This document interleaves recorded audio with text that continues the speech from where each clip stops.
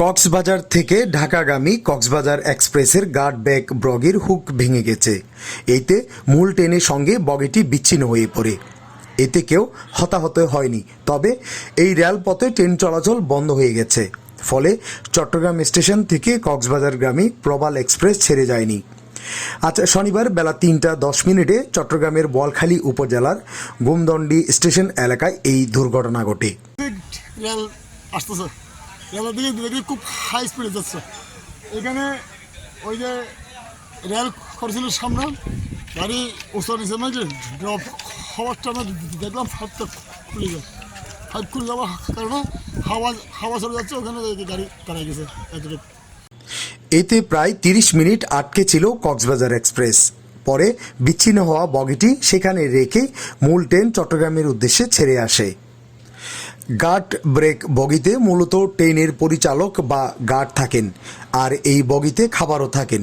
Cox's Bazar express আজ দুপুর 12:30টায় Cox's Bazar station ছেড়ে চট্টগ্রামের উদ্দেশ্যে রওনা দেয়।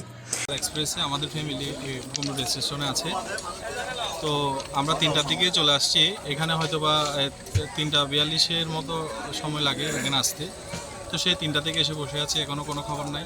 আমার মনে হচ্ছে আজকে যাইতে পারবো না মনে হয় কক্সবাজার। তো সরানোর জন্য তো একটু আগে এখান থেকে যে ট্রেনটা ছিল উনি যে ট্রেনটা ছিল চলে গেছে কক্সবাজার এক্সপ্রেস।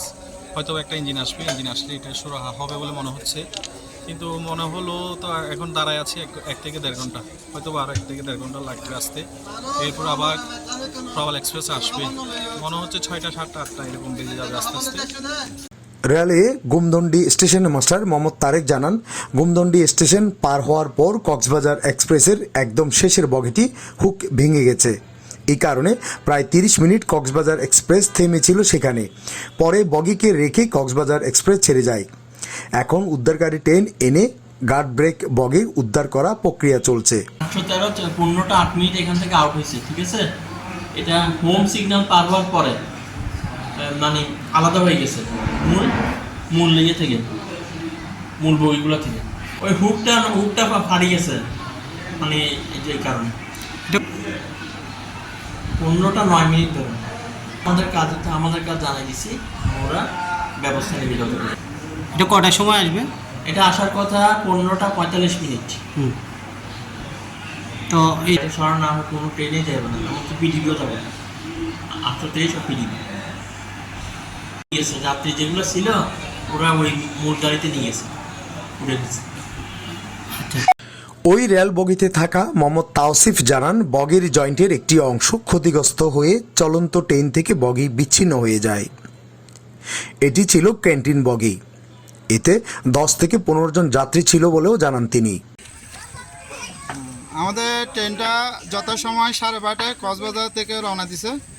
দুপুর 12:30টায় কক্সবাজার থেকে রওনা দেওয়ার পরে ট্রেনটা ঠিকভাবে চলেছিল। এখন বোয়ালখালী আপনার গুমদণ্ডি স্টেশন, ওটা একটু সামান্য পাশে আপনার ট্রেনটা থেকে আপনার খাবারের ক্যান্টিন, যেটা পিছনে বগি আছে একদম শেষে, ওই খাবারের ক্যান্টিনটা আপনার ছিটকে যায়। তারপর ওইখানে আপনার 15 জন যাত্রী সিট আছে আর খাবারের ক্যান্টিন আছে। ওই বগিটা আপনার রেখে ট্রেন চলে যায় ঢাকার উদ্দেশ্যে।